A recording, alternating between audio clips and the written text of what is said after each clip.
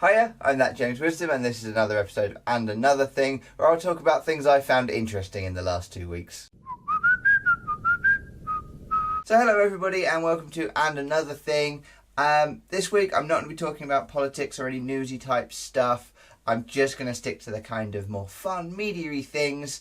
That's mostly because nothing in the news media has really kind of stuck out to me as something I feel like I need to talk about.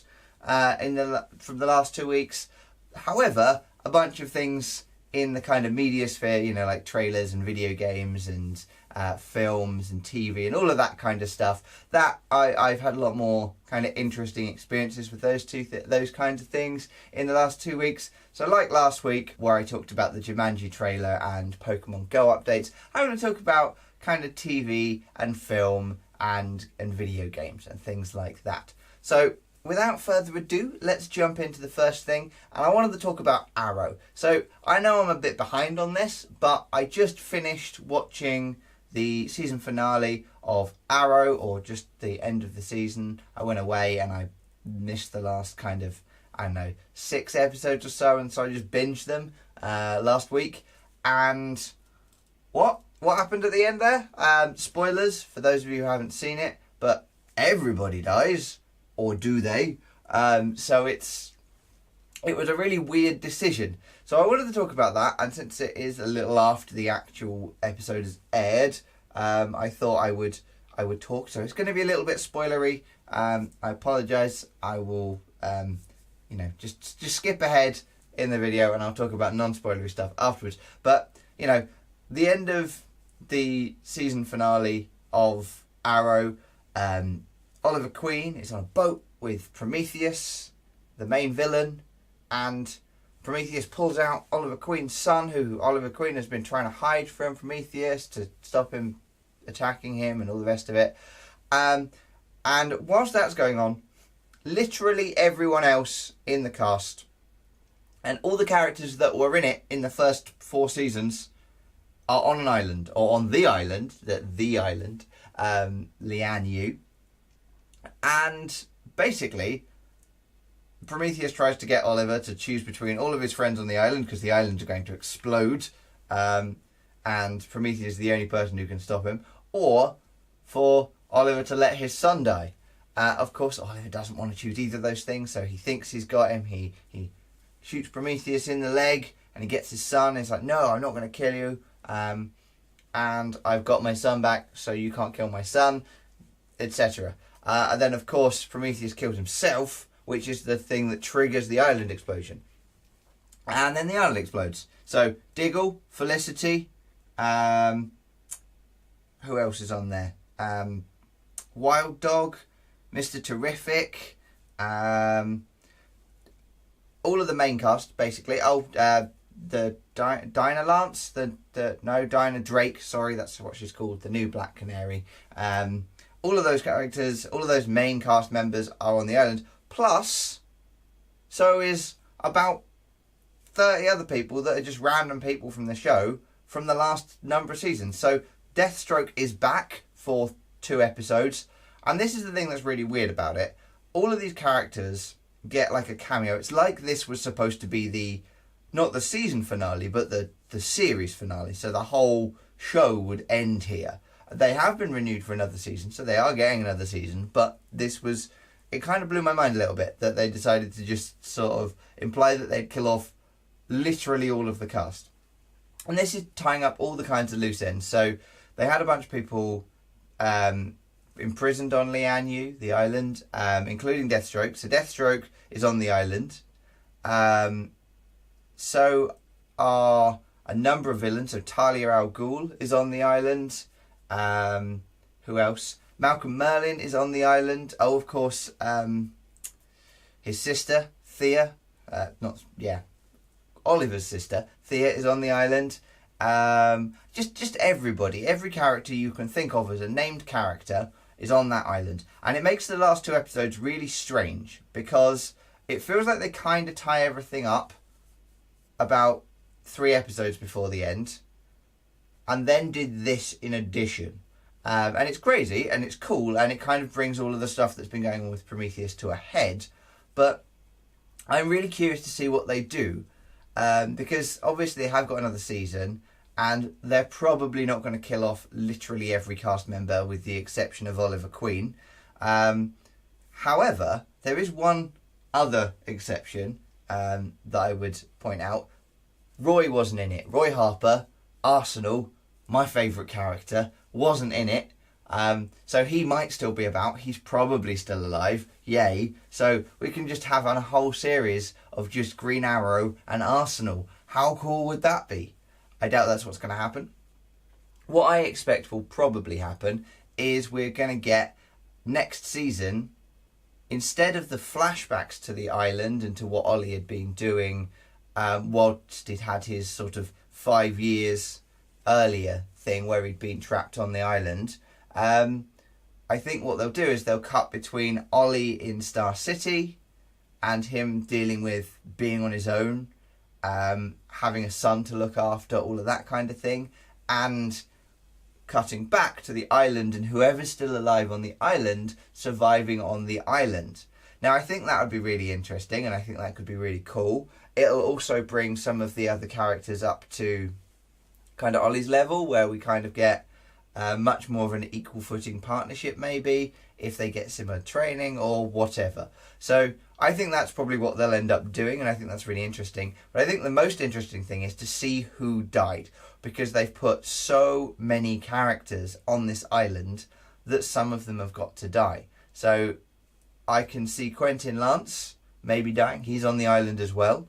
I can see Wild Dog maybe dying. But there's this whole subplot with those two and getting back Wild Dog's daughter, who he'd lost custody of, and all the rest of that kind of thing. So that would be a really interesting thing to experiment with and see what they do. Now, I think it would be really interesting if everybody was just dead, or everybody but like 2, maybe 3 people were dead.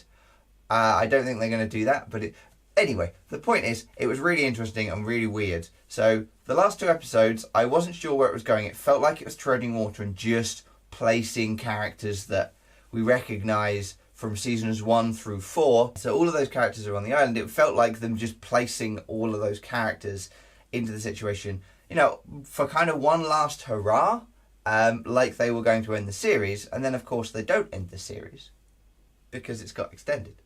But it also feels like it could very well have been what they were going for. And I think that's probably part of what they're doing. They're tying up a lot of loose ends with this. So characters that we've put in prison, but there's nothing really happened with, and they've just been left there, which is absolutely fine for a superhero show.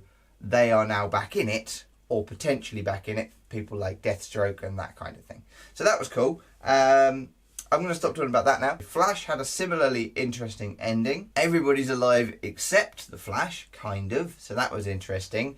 So they've done the kind of opposite on Flash. The thing with the Flash, though, is because it is the Flash, it's not like he's not going to come back at some point, because they have been extended as well. Legends of Tomorrow, they broke time, so that was interesting. I was catching up on all of these shows in the last 2 weeks, if you can't tell. So that was all really cool. And actually, I have to say that considering Arrow had been, I thought, a bit ropey in seasons 3 and 4, I think season 5 was excellent. Absolutely excellent. It really went back to its being a very street level about Oliver Queen's hang-ups and his inability to do things, and bringing all of the things that had happened in the first 4 seasons back to haunt him and all of that kind of thing. So it really worked in that kind of way, and I really liked that. I thought The Flash was good, although I kind of saw the twist coming fairly early on with who Savitar was, and it felt like a little bit like it was treading water. Legends of Tomorrow, I think their second season was better than their first, probably, but I'm still not entirely sold on it. I think that the fact that it's a shorter series is a good thing for it. So yeah, I'm looking forward to all of those coming back in October sort of time, just to see where they all go. Now, the other thing I've been doing alongside watching loads of telly in the evening is looking into maybe getting a Nintendo Switch. Now, I was really interested in this, and this is going to be a bit of a rant, so I apologise for that. So I was just sitting around talking to my friends. A friend of mine came over from away. And we were just chatting about the Switch and stuff like that. And I was saying, I almost bought one. I had the money and I'm like, I might just go buy one. I might just go and get one because I fancy it, even though I planned on waiting.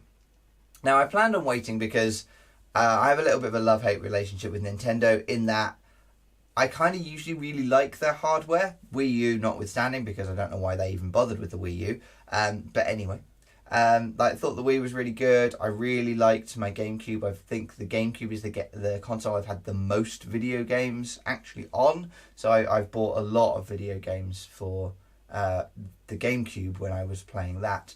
Now, it's not my favourite console, but it is one of them. And I really liked the Wii, and I got a DS. But when I got to kind of DS stage, I bought the DS on day of release. I bought the GameCube on day of release. I think I bought a Wii really early on in release. I don't think it was day of. But the Wii U I didn't care about at all because I'd kind of given up on Nintendo by that point. Because the only real things that you can get are Nintendo properties, or they tended to be. Like the GameCube I feel like had the most sort of third-party games that you could get in addition, and it felt like kind of a more traditional style of console, but with all the Nintendo stuff and all of the Sega stuff as well starting to appear then, didn't it? I think, yeah. So all of those kind of things, and that was really good. So that for me was a really great console. The problem I had was when I got to the Wii U, I had a bunch of games on that early on, and then just kind of put it away and never plugged it in again when I moved. And the DS. So I bought a DS on release. I was like, this is cool. I love this console. I love this tech. I love this hardware. And then I bought 3 games for it in the first year because there was just nothing I wanted to play. And there were so few games out that seemed of any value to me. And that's been my kind of issue with Nintendo ever since. Because I just haven't seen any games I really fancied playing. And again, the Switch, I really like the look of the hardware. I've tried it out. I played it at a friend's house. Someone brought one over and we were playing a bit of Mario Kart or something. And I really like the hardware. I think the tech is really cool. But again, there are just no games that I'm interested in. I am not a massive Nintendo fanboy. I like Nintendo well enough. I think Nintendo have some very good games and some very good franchises.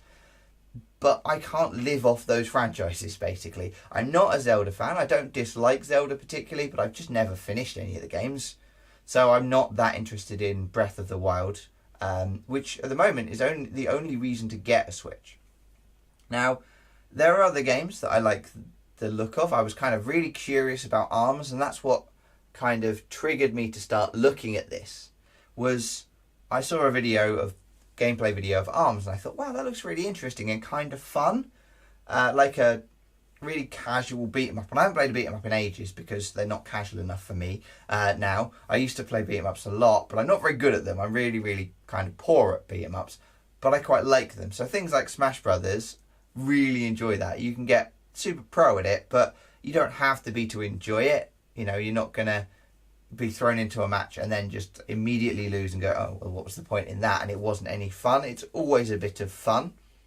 And that's one thing for me that Nintendo have always done very well. You don't have to be good at a game to enjoy it. You don't have to win to enjoy the experience.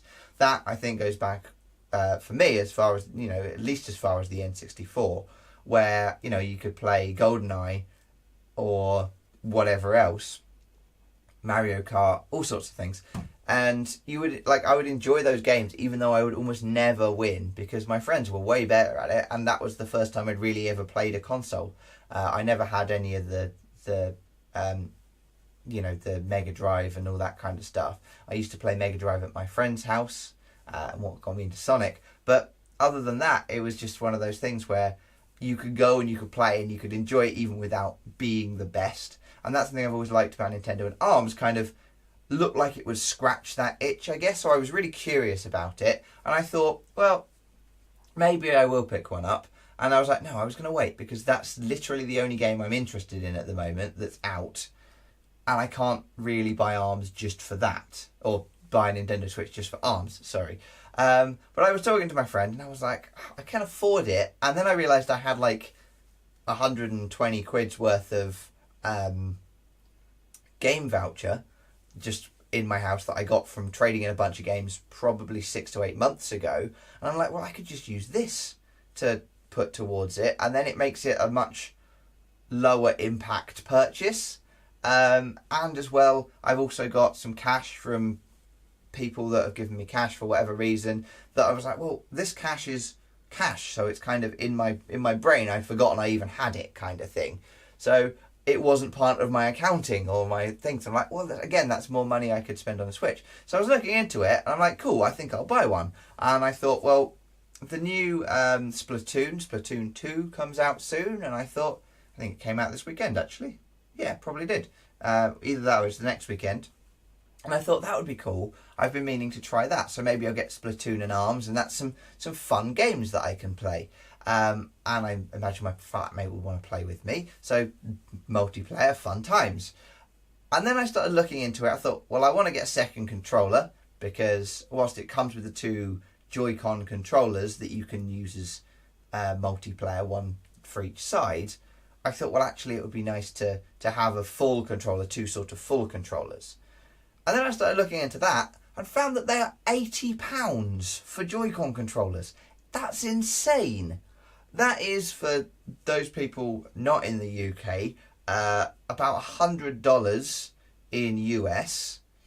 It's about 100, I can't remember, 130 euros or something like that. It's insane. It's a really, really large amount of money for a controller. And just to put it into perspective, the PS4 controller is about 45 quid. And an Xbox One controller is about 45 quid. Now, if we look at the Switch Pro controller, which is much more comparable to an Xbox controller or a PS4 controller, well, then the price is a bit cheaper. But it's not that much cheaper. It's still 60 quid rather than 40 quid. And the accessories are just mind-blowingly expensive. And I know Nintendo have always been relatively expensive on their accessories. But I was looking into all the things I would need and all of that kind of thing. And if I get a second controller, I probably would need a charging dock for it and all of that kind of stuff. And I was like, man, Nintendo, you really know that your core audience is Nintendo fans who are going to buy your stuff regardless, and then you can charge whatever you want for it, because I can't see why anyone would jump over to Nintendo or just think, you know what, I'll buy one of those on a whim at that price. It's insane. So I've not bought a Switch because of that. I'm still considering it, but it really, really has put a dampener on the idea for me. So I'd like to get one, but I really... at the moment, I can't quite overcome that idea that a controller is £80. That's ridiculous.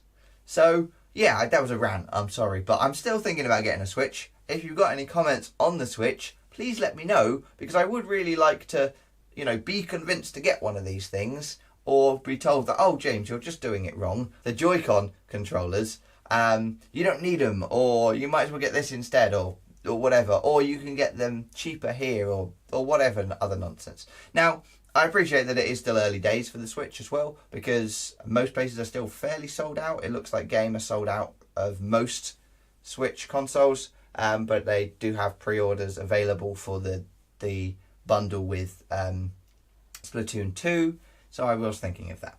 So anyway, that's that rant over, and the last thing I want to talk about, just very quickly, because that's been quite a long video so far, is I played some Magic yesterday for the first time in, well, basically the second time ever, but I played Magic, the Gathering, that is, and it was really good fun. So I just wanted to sort of pimp out my mate's channel, his YouTube channel for Orcs Head Magic, where we played Magic. I mean, he plays Magic, he does the card unboxing, so if you're interested in that kind of thing, go check it out. But we kind of had a 6-way match from a draft, and I really enjoyed it. I had a really good time. I won in the end, which I think was, to be fair, mostly because they all knew that I'd basically never played before, so left me alone at the beginning when I made really stupid decisions, like having no land in my hand at the start of the turn, or I have one land in my hand. So, yeah, they left me alone for a bit, and then I kind of just won through kind of attrition of just staying alive long enough while everybody else was getting knocked out, and then drawing a really convenient card at the end which allowed all my flying creatures to be like +3/+3, and then they won, so that was pretty useful. But yeah, so that was it. That was what I wanted to talk about today. I hope you enjoyed this. So that was me talking about a bunch of stuff. Please let me know what you think of the Nintendo Switch if you have one, or what you think of Nintendo's marketing strategies if you have opinions on that. Let me know what you thought of the end of the DC TV shows, and come back next time. Check out my friend Jordan's channel at Orcs Head Magic, and I'll see you all next time. Keep smiling, and thank you very kindly. So thank you very much for watching. I hope you enjoyed this video. If you did, please like and subscribe and all of that stuff. You can check me out on Instagram and Twitter to the side of me, and check out Orcs Head Magic. They're easy to find through my Twitter, or I'll link them in the description below. Underneath me is The Last and Another Thing, and next to that is The Last Naked Truth.